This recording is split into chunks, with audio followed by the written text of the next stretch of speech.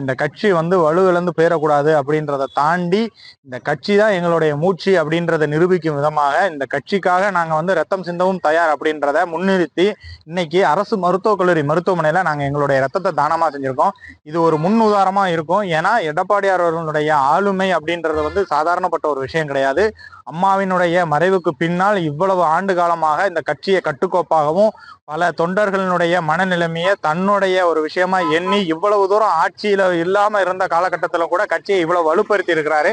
எங்களை மாதிரியான நாங்க மாணவர்களா இருந்த காலகட்டத்தில இருந்து இன்றைய தினம் வரைக்கும் எவ்வளவோ நலத்திட்டங்களை அவர் கொண்டு வந்த நலத்திட்டங்களை பெயரை மாற்றி திமுக அரசு கொண்டு வந்ததை கூட அங்க கண்கூடா பார்த்துட்டு இருக்கிறோம். ஸோ அந்த மாதிரியான ஒரு ஆளுமை மீண்டும் தமிழகத்துல முதலமைச்சரா பதவி ஏற்கும் வரைக்கும் நாங்க வந்து நிச்சயமா அவரோடு அவர் செய்யக்கூடிய ஒவ்வொரு விஷயங்களுக்கு பின்னாலும் நாங்க இருப்போம். அதே மாதிரி இப்பொழுது எடப்பாடியார் அவர்கள் களை எடுத்திருக்கக்கூடிய இந்த பல பச்சோந்திகளை போன்ற பல மாவட்டங்கள்லையும் இருக்கக்கூடிய களப்பணி செய்யாத பலரையும் களை எடுக்கிறதுக்கு எடப்பாடியார் அவர்கள் வந்து தயாராகணும்.